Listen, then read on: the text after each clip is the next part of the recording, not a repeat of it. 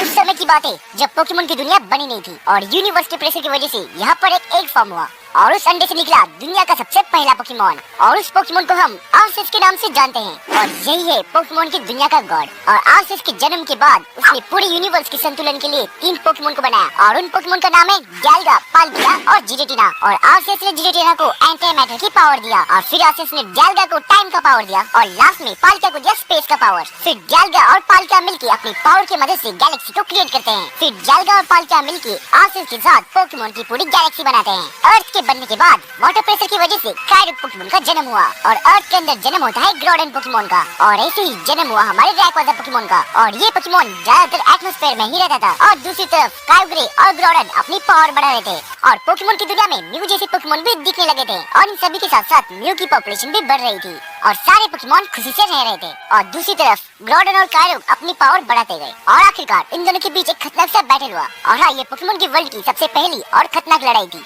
और इन दोनों का बैटल रोकने के लिए आसमानों से रैक्वाजा आया और रैक्वाजा ने अपनी पावर की मदद से ग्रोडन और कायरो को शांत किया और इन सब की वजह से पोकेमोन की दुनिया शांत हुई। क्योंकि ये दोनों पोकेमोन लड़ते रहे तो पूरी दुनिया तबाह हो जाएगी और इसी तरह रैक्वाजा ने पूरी दुनिया को बचा लिया। और रैक्वाजा पोकेमोन का ये काम देखकर पोकेमोन का गॉड आर्सियस उससे खुश हो जाता है और आर्सियस ने अपने पावर की मदद से रैक्वाजा को एक नया फॉर्म दिया और वो है मेगा इवोल्यूशन। और हाँ, रैक्वाजा पोकेमोन की वर्ल्ड का सबसे पहला मेगा इवोल्यूशन पोकेमोन है और रैक्वाजा इस मेगा इवोल्यूशन को पोकेमोन की वर्ल्ड को बचाते टाइम यूज कर सकता है और आर्सियस उसे एटमॉस्फेयर के अंदर ही रहने के लिए कहता है। फिर कई सालों बाद रेगिगास ग्रोडन की बनाई हुई लैंड को तबाह करता है और ग्रोडन के पावर की मदद से जितने भी जगह थे वो अलग अलग होते हैं और इन सब की वजह से अलग अलग रीजन क्रिएट होते हैं जिसे हम कैंटो, होएन और जोटो के रीजन के नाम से जानते हैं। और इसी तरह हर जगह पे शांति फैला हुआ है और रेगिगास की वजह से सारे म्यू जगह जगह स्प्रेड हो रहे हैं और म्यू जिस जगह जाते थे उस जगह के एनवायरनमेंट की वजह से वो चेंज हो जाते थे और आसमानों में रहने की वजह से म्यू के इवोल्यूशन एरोडैक्टिल बन गए और पानी में रहने की वजह से म्यू के इवोल्यूशन ओमैस्टार बन गए और इसलिए पोकेमोन के वर्ल्ड में म्यू को सारे पोकेमोन का पूर्वज कहा जाता है। और इन सब का मतलब ये है कि म्यू नए नए पोकेमोन में भी इवॉल्व हो रहे थे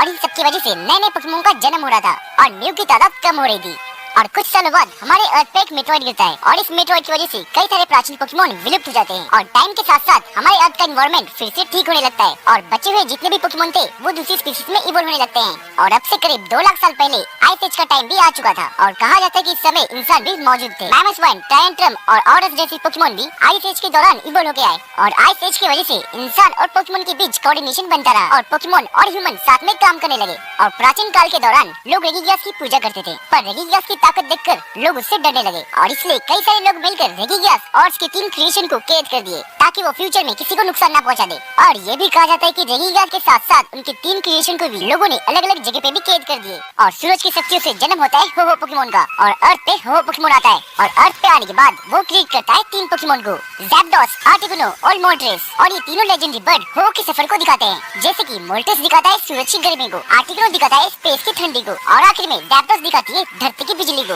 और तीनों लेजेंडरी बर्ड को बनाने के बाद हो अपने सफर में निकल पड़ता है। हो पोकेमोन के जाने के बाद आखिरकार ये तीनों लेजेंडरी बर्ड आपस में लड़ने लगते हैं और तीनों लेजेंडरी बर्ड के पास कुछ ज्यादा ही पावर थी इसलिए इन्हें नॉर्मल पोकेमोन रोक नहीं पा रहे थे और ये खतरनाक फाइट हो रही थी जोटो रीजन में। और इन सबसे बचने के लिए जोटो के लोग आर्सियस से प्रार्थना कर रहे थे और उन लोगों की प्रार्थना में इतना शक्ति था और इसलिए उन्हें बचाने के लिए पानी से निकला लुगिया पोकेमोन और आखिर में लुगिया पोकेमोन ने तीनों ट्रायल लेजेंडरी बर्ड को शांत किया। और इसी कारण के चलते जोटो रीजन में लुगिया पोकेमोन की पूजा की जाती है और इसी कारण के चलते जोटो रीजन के लोगों ने लुगिया के लिए बेल टावर बनाया। लेकिन कुछ कारण के चलते लुगिया उस बेल टावर को छोड़कर चले आता है और लुगिया के जाने के बाद बेल टावर में अचानक आग लग जाती है और इस आग के अंदर 3 ईवी की इवोल्यूशन की जान चली जाती है और इस पोकेमोन में था फ्लेरियन, जोल्टियन और वैपेरियन। और ये सब घटना हो देख रहा था और तभी हो ने अपनी पावर की मदद से तीनों ईवी की इवोल्यूशन को जिंदा किया और ये पोकेमोन बने सुइकुन, एंटाई और राइक्यू। और हो ने इन तीनों बीस्ट को बनाया और इसलिए जोटो के लोगों ने इसे नाम दिया लेजेंडरी बीस्ट ट्रायो मास्टर। और फिर तभी ये चारों लेजेंडरी पोकेमोन अलग अलग हो जाते हैं और लुगिया ने 3 लेजेंडरी बर्ड को बनाया था और इसलिए इसे नाम दिया गया लेजेंडरी बर्ड ट्रायो मास्टर। और जोटो के लोग इन दोनों पोकेमोन को भगवान की तरह पूजते हैं। और अगर आपको इस वीडियो का पार्ट 2 चाहिए तो जल्दी से कमेंट करके बताएं और अगर आपको ये वीडियो पसंद आए तो जल्दी से इस वीडियो को लाइक करें और हमारे चैनल को सब्सक्राइब करना मत भूलें। और मिलते हैं अगली और नए वीडियो के साथ।